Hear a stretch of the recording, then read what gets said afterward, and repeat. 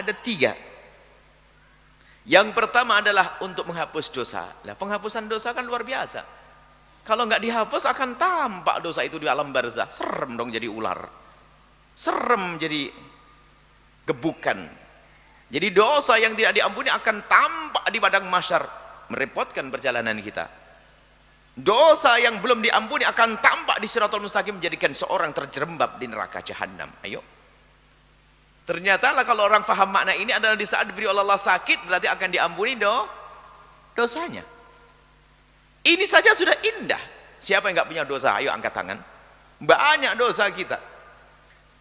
Dan ternyata Allah Maha Kasih. Artinya begini, seolah-olah Allah berkata begini, ini hambaku ini aku sayang ke dia kok jarang minta maaf kepadaku ini. Istighfarnya jarang. Wah ini jider. Mana musibah. Masuk rumah sakit.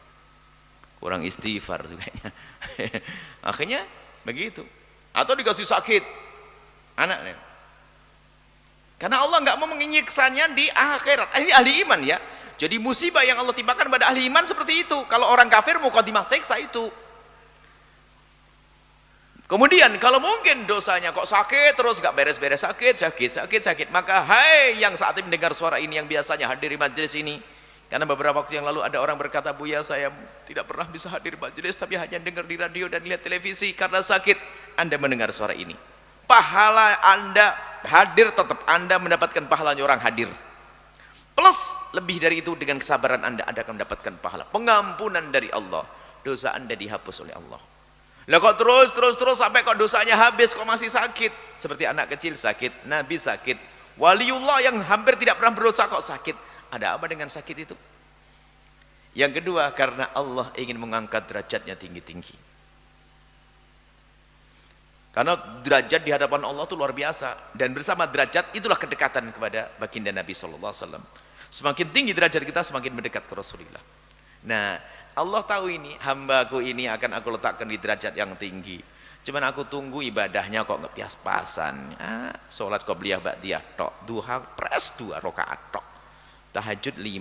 Yes. Ini hambaku ini, aku akan angkat dia, dikasih musibah jeder. Melakukan dosa mah enggak, mau sholatnya 5 waktu getol kok. Hanya sunahnya dikit, nggak banyak-banyak amat.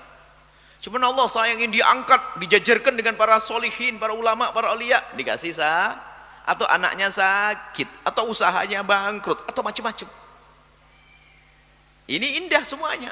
Makanya kalau faham Allah, orang kena musibah akan kalau bukan pengampunan dosa berarti akan diangkat derajatku. Yang ketiga apa? Biar faham ini, li fahmika anillahi fihi. Yang ketiga adalah Allah akan siapkan pahala yang besar nanti di akhirat, sehingga orang yang ketimpa musibah itu kaget. Sebab biasanya amal kan sesuai, amal itu ada, anggap saja begini loh, ada namanya, ini amalmu ini dulu begini gitu loh, dulu kau sedekah ini, cuman ini enggak ada, apa ini kok banyak banget. Dijawab, itu amalmu, kesabaranmu waktu kau diberi sakit 1 bulan. Sakit 1 bulan pahalanya begini. Kalau seandainya aku hidup di dunia lagi, aku minta sakit terus umur hidup saya biar. Tapi nggak boleh Anda minta sakit. Nanti di sana ngomong itu, artinya begitu besarnya pahalanya. Jadi orang yang diberi Allah musibah seperti itu, karena biokhiri hisab, orang sabar itu. Nggak ada itu, hanya besar sekali. Nah ini adalah pahala, semuanya nikmat.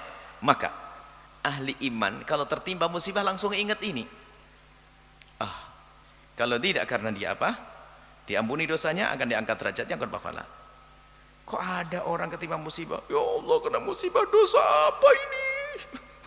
Nangis, dosa apa kok kena musibah lagi? Dosa apa? Banyak dosamu, dosa apa? Mau bilang dosa apa? Kayak tidak pernah punya dosa aja. Dosa apa ini? Banyak dosamu. Maka dari itu, ini termasuk dalam menilai seseorang ya. Tolonglah. Ada 3 martabat, pengampunan dosa, pengangkatan derajat, pahala. Nah, di saat musibah itu menimpa kepada dirimu sendiri, arahkan ke yang pertama, agar tidak menjadi sombong karena dosa-dosaku. Ya Allah, astagfirullahaladzim. Jangan malah ngomong dosa apa, bukan. Ya Allah, karena dosaku. Tapi jika kita melihat orang lain tertimpa musibah, jangan buru-buru yang pertama ini. Simpan yang pertama, berikan yang kedua. Jangan sampai wah ini karena banyak, karena ini wah Aceh tsunami karena banyak maksiat. Ini kan kurang ajar. Kenapa? Banyak zina di sana. Kalau orang Aceh kena tsunami karena banyak zina dan maksiat, Cirebon pun juga harus kena tsunami. Kan begitu. Jogja kena gempa, banyak maksiat, banyak turis, banyak zina ini. Kalau Jogja kena musibah karena maksiat mereka, di Cirebon pun juga iya sama. Memang nggak ada maksiat di Cirebon. Nah, maksud kami, kalau menilai orang ketimpa musibah jangan menilai yang menyakitkan. Akan tapi insya Allah orang Jogja akan diangkat derajatnya. Banyak di antara mereka orang beriman yang nggak bersalah tiba-tiba kena bumi, kena guncangan bumi, terjepit, nah sakit mati. Allah. Ini komentarnya ngaco nih, banyak dosa Aceh, banyak dosa maksiat tok. Sehingga orang Aceh yang masih hidup ngenes, bapaknya dibilang ahli maksiat. Orang Jogja juga betul datang ke sini, wallah, dibilang dengar ceramah ustadz katanya, wah ini hukuman dari Allah, banyak maksiat. Serem banget ustadznya ceramahnya. Kayaknya tempatnya ustadz gak ada maksiat. Ini adab kita. Kalau menimpa orang lain, besarkan hatinya. Allah akan angkat derajatmu insya Allah.